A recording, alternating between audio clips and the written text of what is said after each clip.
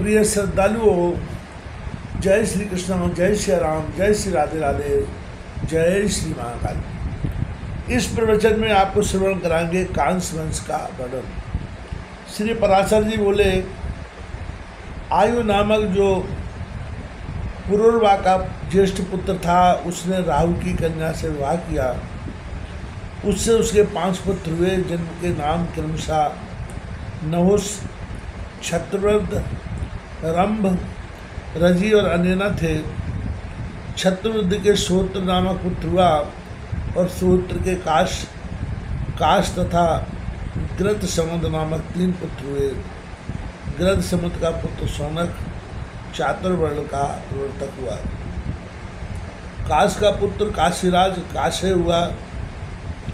उसके राष्ट्र के दीर्घ तपा और दीर्घ तपा के धन्वंतरी नामक पुत्र हुआ। इस धन्वंतरी के शरीर और इंद्रियां जरा आदि विकारों से रहित थी तथा सभी जन्मों में यह संपूर्ण शास्त्रों का जानने वाला था। पूर्व जन्म में भगवान नारायण ने उसे यह वर दिया था कि काशीराज के वंश में उत्पन्न होकर तुम संपूर्ण आयुर्वेद को 8 भागों में विभक्त करोगे और यज्ञ भाग के देवता होगे। धन्वंतरी का पुत्र केतुमान का भीमरथ का देवोदास और देवोदास का पुत्र प्रवर्धन हुआ। उसने मद्र सैन्य वंश का नाश करके समस्त शत्रुओं पर विजय प्राप्त की थी, इसलिए उसका नाम शत्रुजित हुआ। देवोदास ने अपने इस पुत्र प्रतर्तन से अत्यंत प्रेमवश वत्स कहा था, इसलिए इसका नाम वत्स हुआ। अत्यंत सत्यपरायण होने के कारण इसका नाम ऋतुध्वज हुआ।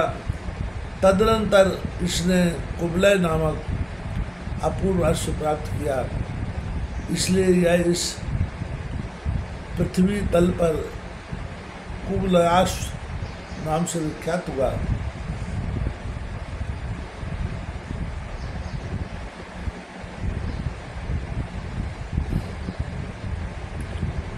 इस वत्स के अलग नामक पुत्र हुआ, जिसके विषय में यह श्लोक आज तक गाया जाता है।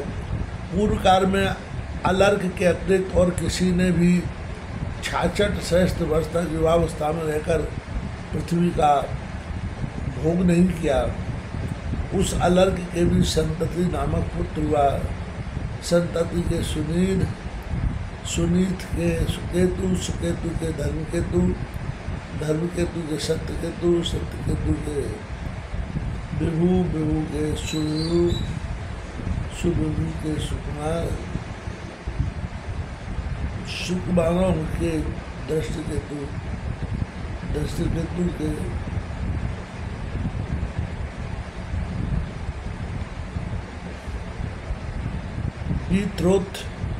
बीत्रोत्र के भार्ग और भार्ग के भार्ग भूमि नामक पुत्र हुआ। भार्ग भूमि से चातुर्वर्ण का प्रचार हुआ। इस प्रकार कांस वंश के राजाओं का वर्णन हो चुका। अब राजा की संतान का विवरण आपको अगले प्रवचन में श्रवण कराएंगे।